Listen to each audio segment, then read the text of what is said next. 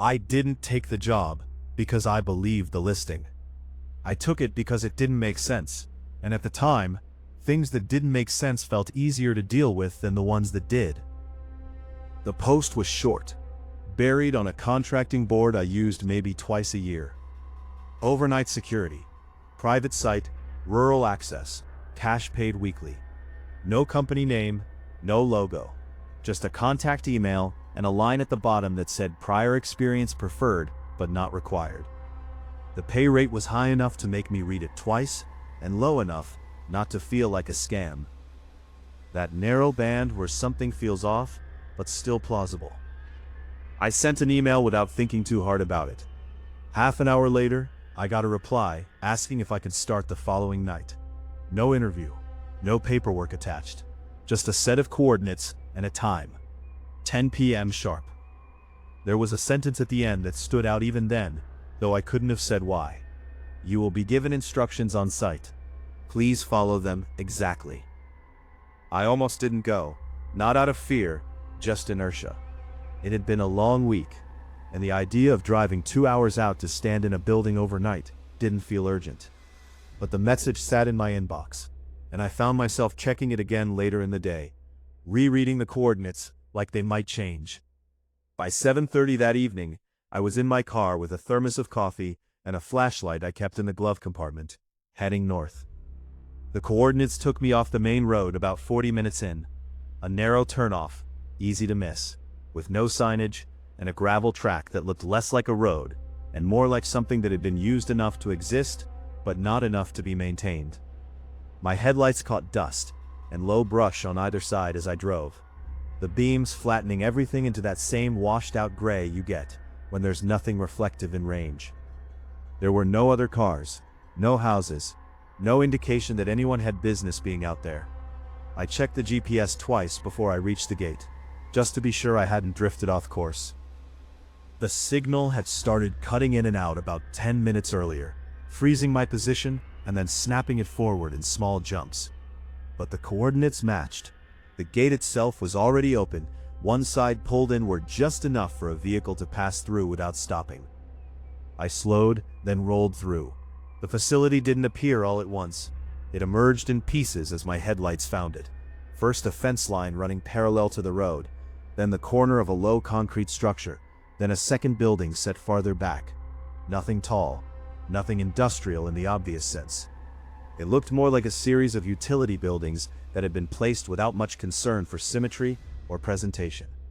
I parked where the track widened into a rough clearing, killed the engine. For a moment I just sat there, listening to the sound of the car ticking as it cooled. No wind, no insects. Just a kind of flat quiet that didn't feel like the absence of sound, so much as the absence of anything that would make sound. My phone read 9:52 p.m. I got out, grabbed the flashlight, and started toward the nearest structure. The air was cooler than I expected, with a faint dryness to it that caught in the back of my throat. Not unpleasant, just noticeable. Like stepping into a building that had been sealed for a long time. The door to the first building was already open. That was the second thing that stood out. The first had been the gate. The door was metal, painted at some point in a color that might have been white or gray, but had settled into something in between. It was propped open maybe a foot, enough for a line of darkness to show inside. No light, no sound coming from within. I stopped just short of the threshold and waited, though I couldn't have said what I was waiting for. A voice maybe. Someone to step out and greet me, confirm that I was in the right place. Nothing happened. At 9:59, I checked my phone again. 1 minute to the start time. At 10 o'clock exactly, my phone buzzed. The number was unknown. No caller ID, just a blank entry where a name would normally be. I answered on the second ring. Hello? There was a pause on the other end, long enough that I thought the call had dropped. Then a voice, calm, even, and completely without background noise. You're on site. It wasn't a question. Yeah, I said. I just got here. Good. You're at the correct building. I looked at the door in front of me, then back at the dark shapes of the other structures beyond. There's more than one, I said. You're at the correct one. The way he said it made it clear that the distinction didn't matter. "Okay," I said. "What exactly am I?" "You'll enter the building," the voice continued, cutting cleanly across my sentence, without raising in volume or urgency. "There is a hallway directly ahead. At the end of that hallway is a reinforced door. Your position is in front of that door." I shifted my weight slightly, the gravel under my shoes, crunching in a way that sounded louder than it should have. "And I'm just watching it?" "Yes." "For what?" Another pause. Not hesitation, timing. "If the door remains closed, you will remain in place. And if it opens?" The line was silent for a second longer than before. "If the door opens," he said, "you will not attempt to close it." Something in the phrasing caught my attention. "Not attempt?" I repeated. "So, I just, what, call someone?"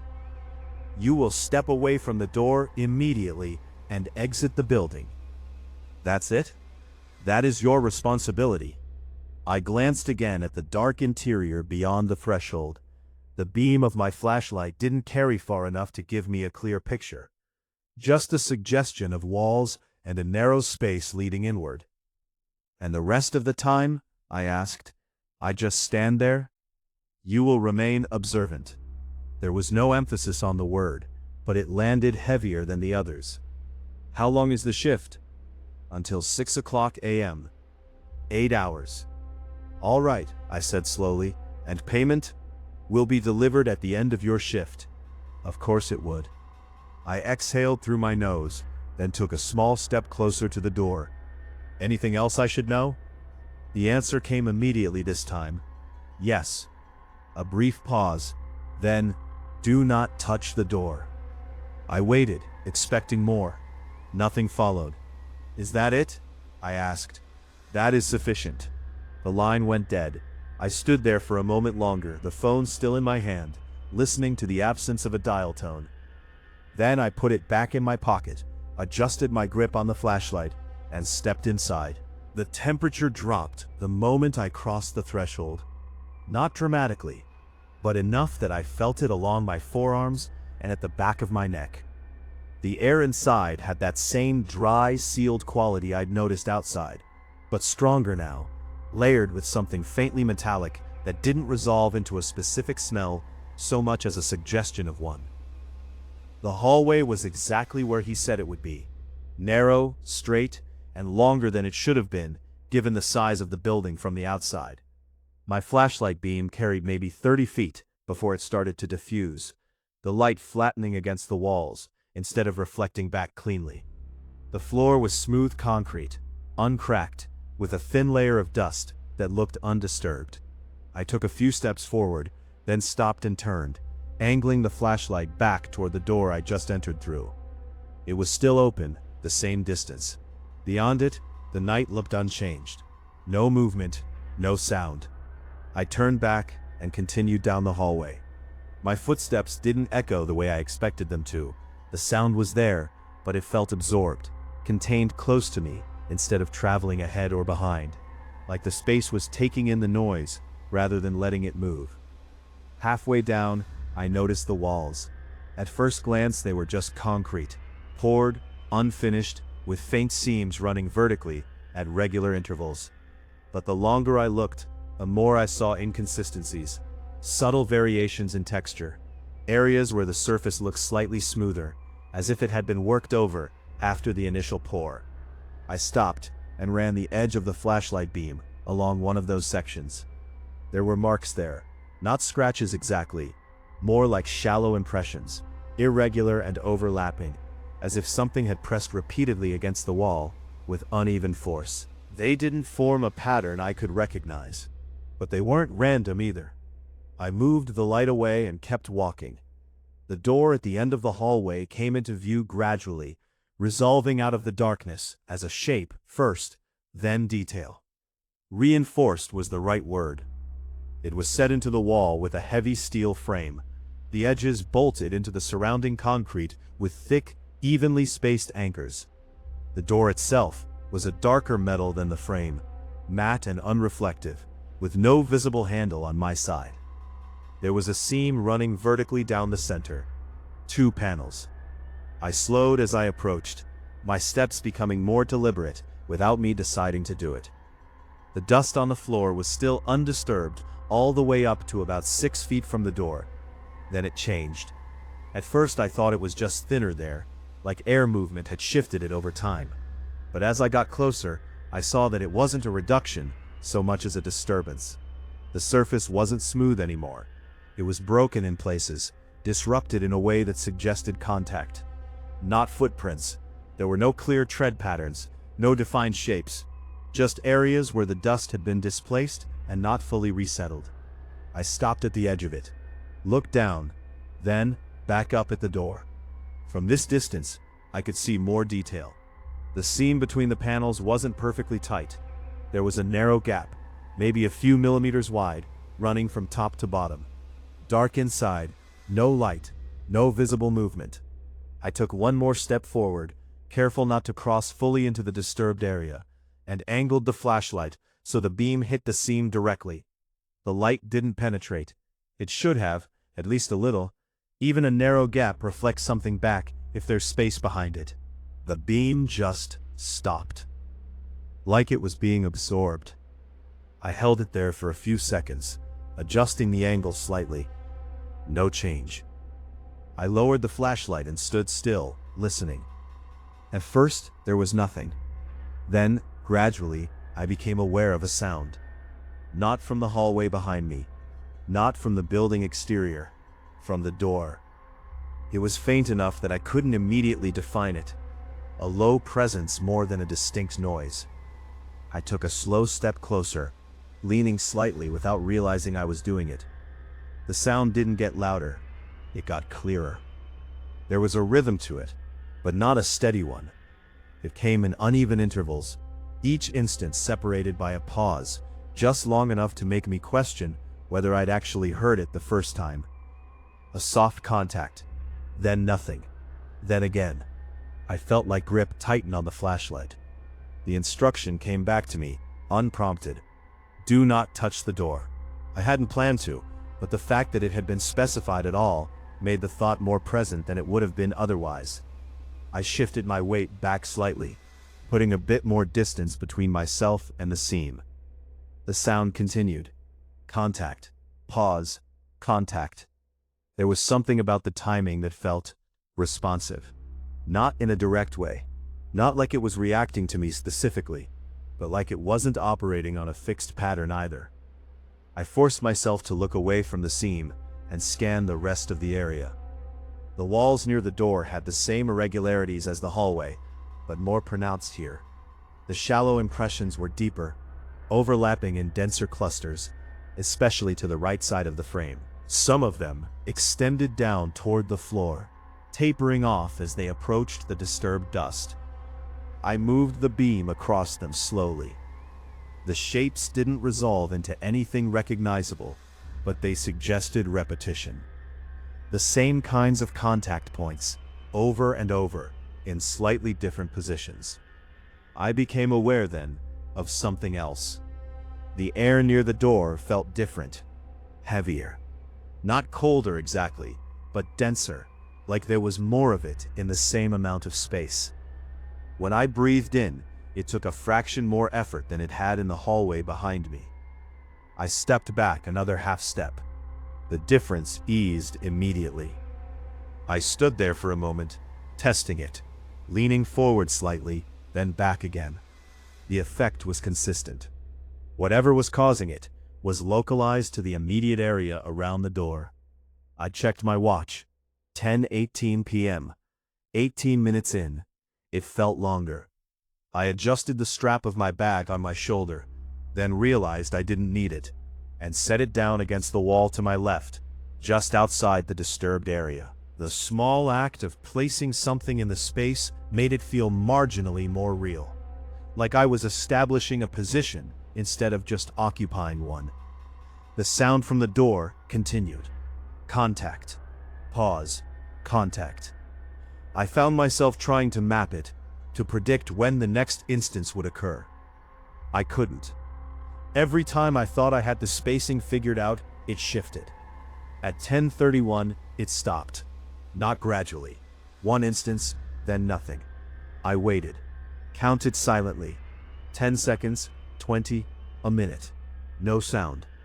The absence of it was more noticeable than the presence had been. I took a slow breath, then let it out. And that's when I realized there was a second sound.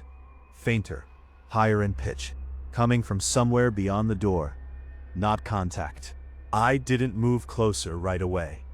The change in the sound was enough on its own to reset my sense of where I was standing, like the space had shifted without physically changing.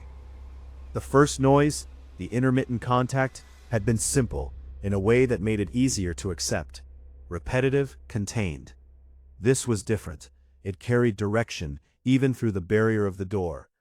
I angled the flashlight toward the seam again, more out of habit than expectation. Still, nothing. No reflection, no bleed of light through the gap. The new sound came again. A soft, sliding movement, followed by a brief pause, then a second motion that didn't quite match the first. Not symmetrical, not patterned. It reminded me distantly of fabric being dragged across a rough surface, except there was a weight to it that fabric wouldn't have. I checked my watch. 10:36 p.m. 5 minutes since the first sound had stopped. I shifted my stance slightly, placing my weight more evenly between both feet, and focused on listening. The longer I stood there, the more details separated themselves out from the initial impression. There wasn't just one source of movement. There were at least two, maybe more, overlapping in a way that made it difficult to isolate them individually. One closer to the door, one farther back. The closer one moved first, then the second, then silence, then both again, almost at the same time.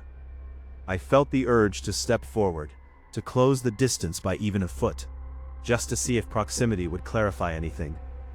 I didn't. The instruction wasn't keep your distance. It was simpler. Do not touch the door. Everything else was, technically, undefined. I stayed where I was. At 10:42, something hit the other side of the door. Hard enough that I heard the impact clearly through the metal, felt it faintly under my feet. A single, solid strike that cut through the softer sounds like a line drawn across them. I flinched without meaning to. The echo of it didn't carry far. It seemed to compress against the door itself, like the structure was absorbing the force instead of transmitting it outward. Then silence. Not partial. Complete. The kind that makes you aware of your own breathing in a way that feels intrusive. I held still, counting again without deciding to. 5 seconds. 10. 20. Nothing. The pressure in the air near the door increased. It wasn't sudden. It built gradually, enough that I noticed the change before I could identify it. Breathing in took more effort. The space felt smaller, though nothing had moved. I took a step back.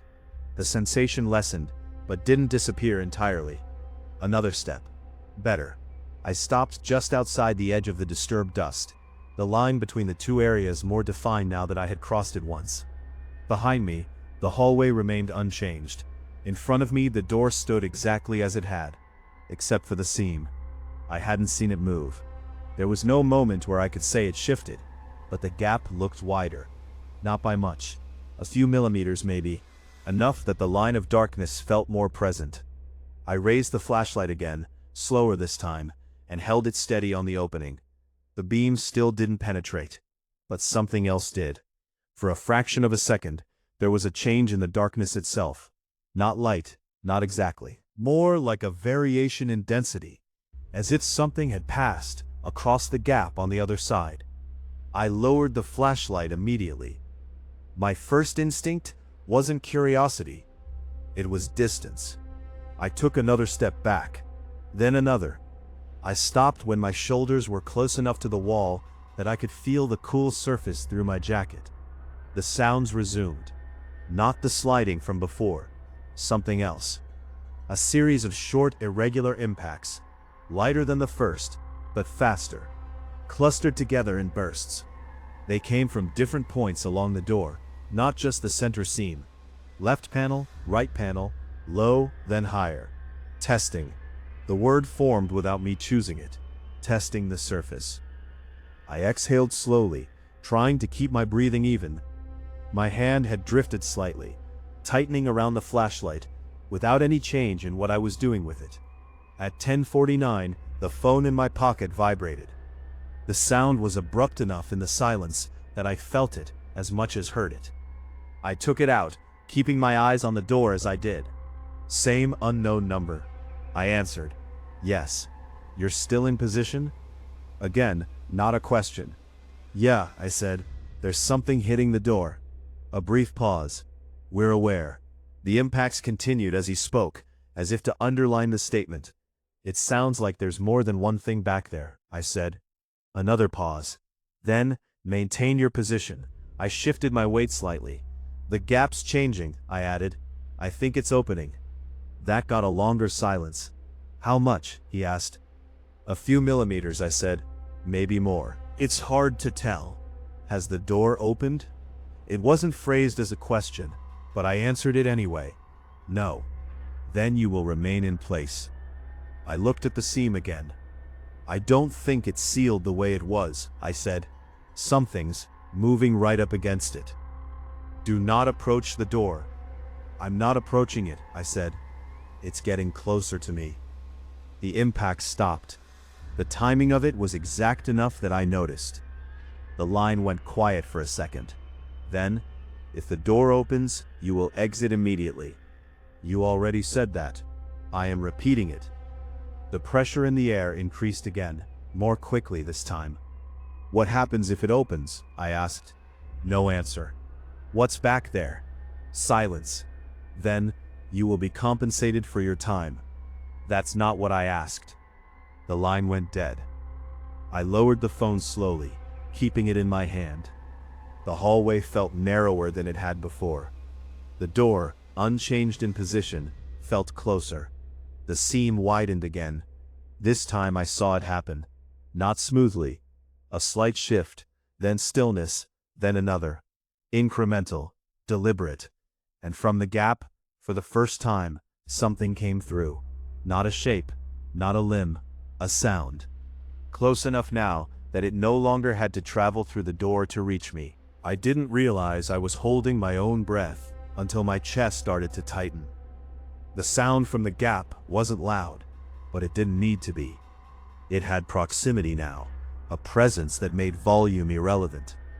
Each inhale on the other side came through unevenly, catching halfway, then forcing its way forward, like air moving through something that wasn't built for it. I took another step back, then another. My shoulder hit the wall, and I stopped there, anchoring myself against it, as if that would create distance that didn't physically exist. The seam shifted again, wider. Not enough to see through, not enough to make out detail, but enough that the darkness inside it felt less like a surface and more like a space. The breathing changed. It wasn't just one source anymore. There were layers to it now, overlapping in a way that made it difficult to separate one from another. One closer to the opening, a third, farther back, slower and deeper. The thought came without effort. They're stacking. I pushed it away immediately. Didn't help. The door moved. Not fully, not even significantly, but both panels shifted outward by a fraction of an inch, the seam widening just enough that the edges of the metal became visible in the beam of my flashlight. The light still didn't go through, but something else did. A line. Thin, dark against the darker interior, visible only because it interrupted the uniformity of the gap. It extended slowly, emerging from between the panels with a kind of controlled movement that didn't match the earlier impacts. I felt my grip tighten. The line resolved into shape. Not straight, jointed. It bent once, then again, adjusting its angle as it moved forward into the hallway air. A finger. Too long, too narrow. The surface of it wasn't consistent. Sections of it looked smooth, others irregular, like the structure underneath didn't match the outer layer. It extended another inch, then stopped. The tip hovered just beyond the plane of the door, not reaching, not searching, just existing in the space, as if testing the air. I didn't move, didn't speak. The instruction repeated in my head, clear and immediate. Do not touch the door. It didn't say anything about what came through it. The finger twitched, a small movement, almost reflexive. Then it dragged lightly along the edge of the seam, producing a faint scraping sound that set my teeth on edge. Behind it, the breathing shifted again. Closer, more immediate. Another shape pressed into the gap from the inside, distorting the line of darkness around it. Not fully visible, just enough to suggest mass, to indicate that whatever was behind the door was aligning itself with the opening. The finger withdrew half an inch, then extended again, this time angling slightly downward, toward the floor, toward the disturbed dust. It made contact, lightly. The tip pressed into the surface, displacing a small circle of gray that broke the uniformity of the layer. It lifted, pressed again, repeated the motion in a slow, deliberate pattern. Testing, mapping. I felt my weight shift before I consciously decided to move. One step to the side, then another, putting more space between myself and the center line of the door, angling my position so I wasn't directly in front of the opening. The finger paused, then adjusted, tracking, not quickly, not with precision, but enough. I stopped moving. The hallway felt smaller now, the walls closer, the air thicker. The seam widened another fraction. The edges of both panels shifted outward again. The movement incremental, but undeniable now that I was watching for it. The gap was wide enough to see into. Not clearly, not fully, but enough to register motion. Something moved behind the opening, crossing the narrow field of view, too quickly and too close to resolve into a coherent shape. It was wrong in its proportions. That much was immediate. Segments where there shouldn't be segments. Angles that didn't align with anything familiar. The finger withdrew, replaced by something broader. A section of surface pressed into the gap, flattening slightly as it met the edges of the door. The texture was uneven, layered in a way that suggested overlapping material rather than a single continuous surface. It pulsed once, then again. The breathing aligned with it. I stepped back again. My heel crossed the point where the dust changed, moving into the undisturbed section of the hallway. The difference in texture underfoot registered even through my shoes. Behind me, the corridor stretched out unchanged, empty. The phone in my hand buzzed again. I didn't take my eyes off the door as I answered. Yes, you need to leave. No preamble this time, no confirmation. What changed? I asked. The door has exceeded acceptable variance. I watched as the gap widened another fraction, the panels shifting outward, with a low, almost inaudible sound of metal under pressure. It's opening, I said. You need to leave now. The breathing on the other side grew louder, layered, overlapping. There's something coming through, I said. We are aware. That again. What is it? A pause. Then, you were instructed not to engage. I'm standing here watching it come out. Then stop watching. The statement landed flat. Practical. I didn't argue. I stepped back, then turned. The hallway behind me felt longer than it had before, the far end just beyond the reach of my flashlight beam. I started walking. Not running. Not yet. Behind me, the door shifted again. A sharper movement this time, metal against frame, the sound carrying farther down the corridor than anything before it. I picked up my pace. The air pressure changed, easing slightly as I increased the distance, but not enough to return to what it had been. Halfway down the hallway, I heard it. Not the door, not the breathing, something else. A sound that didn't belong to the structure. Footsteps. Irregular. Too many points of contact. Too fast to be walking. I broke into a run. The beam of the flashlight bounced with each step. cutting the hallway into fragments of light and shadow that shifted too quickly to process. The exit came into view all at once, the open doorway a flat rectangle of darker gray against the interior walls. I hit it at speed, one hand catching the edge of the frame to steady myself as I crossed the threshold. Outside, the air felt different immediately. Lighter. Normal. I kept moving, putting distance between myself and the building without looking back. 10 feet. 20. 30. I stopped at the edge of the clearing, turning only when the sound behind me didn't follow. The door to the building remained open, the same distance it had been when I arrived. No movement. No change. From this angle, there was no indication of anything inside at all. I stood there, breathing hard, listening. Nothing. No footsteps. No breathing. No sound. My phone buzzed one last time. A message. No number attached. Just text. Shift complete. Compensation has been delivered. I stared at it for a moment, then opened my banking app. The deposit was there. Pending. Exact amount promised. No sender listed. I looked back at the building. Still nothing. I got in my car and left. I didn't check the rearview mirror until I reached the main road. The facility wasn't visible from there. It shouldn't have been. The coordinates still are. I checked them again when I got home. Same location. Same empty stretch of land on the map. No structures marked. No access road. Nothing. I didn't go back. I won't. But sometimes late at night, when everything's quiet enough that small sounds carry farther than they should, I hear something that doesn't belong to my apartment.